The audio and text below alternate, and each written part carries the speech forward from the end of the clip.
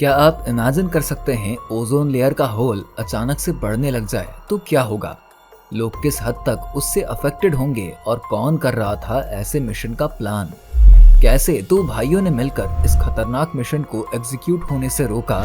आइए जानते हैं अपनी वीडियो में। तो welcome back to the knowledge is everything channel. NASA, ISRO, Roscosmos और दुनिया की तमाम बड़ी स्पेस एजेंसीज एक साथ काम कर रही थी। उनके स्क्रीन पर लगातार यूएफओ आइडेंटिफाई किया जा रहा था, जिनके थ्रू हर 5 घंटे पर स्मॉल अटैक किया जा रहा था। हर 10 अटैक के बाद ओजोन लेयर का होल बढ़ रहा था।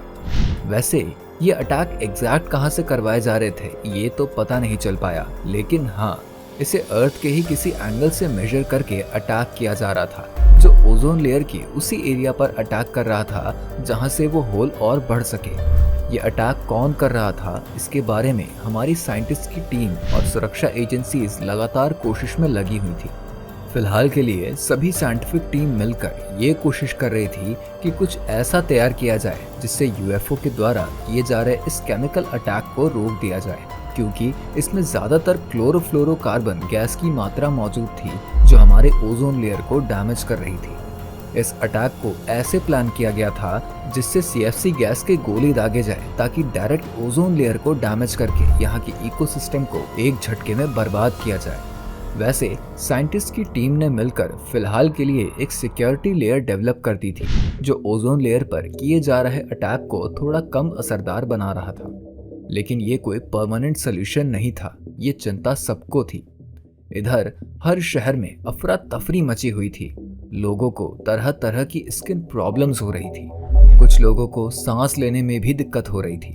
हर देश की गवर्नमेंट की तरफ से लगातार एसी और फ्रिज के कम इस्तेमाल के साथ साथ गाड़ियों का भी कम यूज करने के लिए कहा जा रहा था। सारे ऑफिसेज भी धीरे धीरे करके बंद किए जा रहे थे, और सबसे बड़ी बात, ये किसी एक शहर की बात नहीं बल्कि हर शहर का हाल था।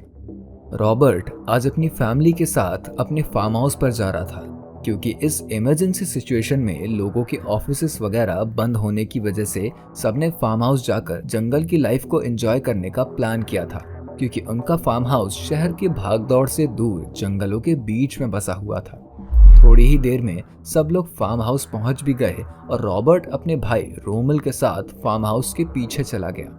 मम्मी ने उसे मना जरूर किया था कि वो जंगलों में कोई एडवेंचर ना करने जाए, क्योंकि रॉबर्ट को हमेशा से ही एडवेंचर पसंद था।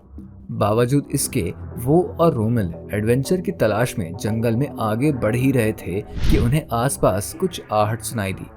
दोनों वहीं एक बड़े से पत्थर के पीछे छुपकर देखने लगे। थोड़ी ही देर में वहां अचानक से कुछ लैंड हुआ और उसमें से छोटे छोटे साइज के कुछ लोग निकले जो आपस में कुछ बातें कर रहे थे।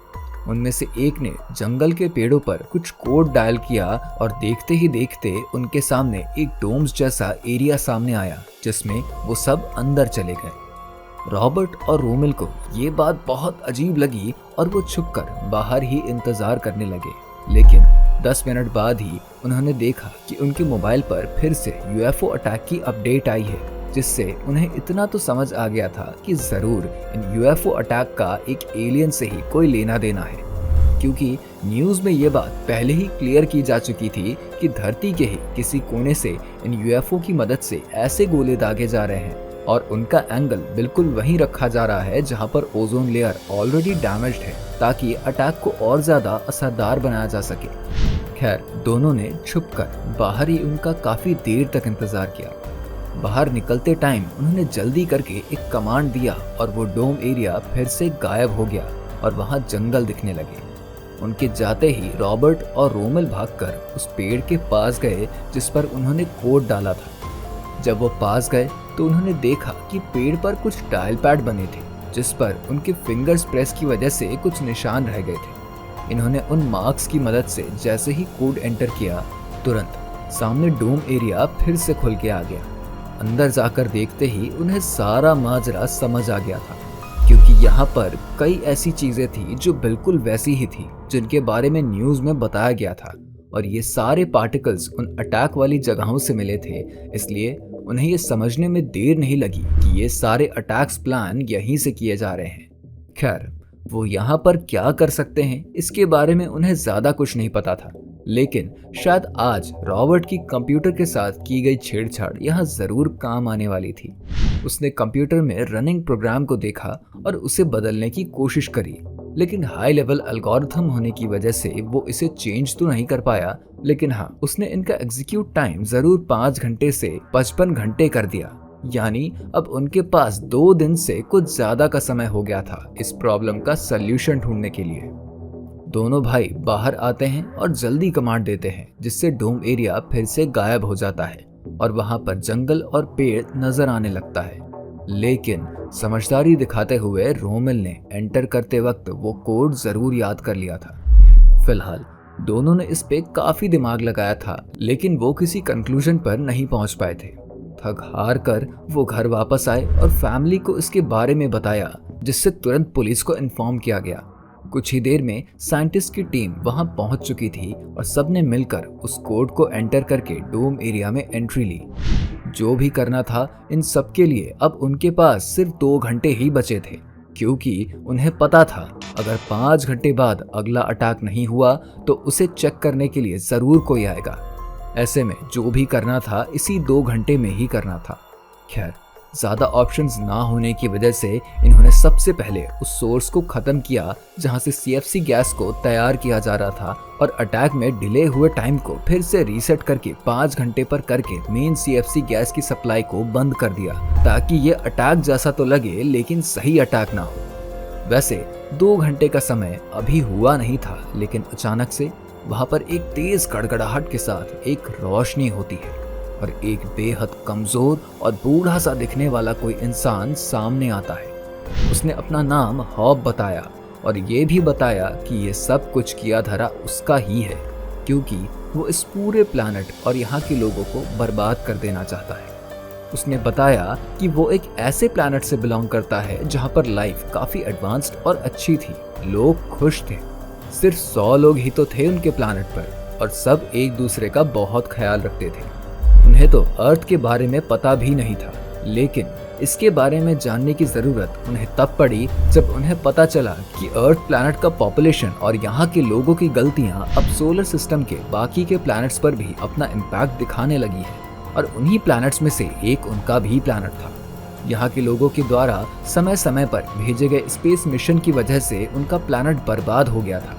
गिनती के सिर्फ 8 से 10 लोग ही बचे थे, जिनका सिर्फ एक ही मकसद था, अर्थ प्लैनेट की तबाही। उसने सोचा कि जब पृथ्वीवासियों के साथ भी ऐसा ही कुछ होगा तब उन्हें अपनी गलती का एहसास होगा, और इसलिए उन्होंने इस मिशन को प्लान किया जो अर्थ के पूरे इकोसिस्टम को तबाह कर दे। वैसे अब यहाँ की साइंटिस्ट की टीम से लेके बाकी लोगों को भी अपनी गलती समझ आ रही थी, और सब ने उनसे ये रिक्वेस्ट करी कि वो अभी के लिए इस प्लान को यहीं पर रोक दे और आगे भी ऐसे प्लान ना बनाए। वो आगे से अपने किसी भी स्पेस मिशन को प्लान करते वक्त इस बात का पूरा ध्यान रखेंगे कि किसी भी स्पेस मिशन की वजह से किसी और प्लैनेट को कोई नुकसान ना पहुंचे। साथ ही धरती पर बढ़ने वाले पोल्यूशन को रोकने के लिए किए गए अटेम्प्ट भी दिखाए, और उन सभी अपकमिंग प्रोजेक्ट्स के लिए उन्हें एक्सेस भी दिया कि अब से वो किसी भी स्पेस मिशन को लॉन्च करने से पहले आसपास के प्लैनेट्स की पोजीशनिंग और उनके बारे में जरूर ध्यान रखेंगे।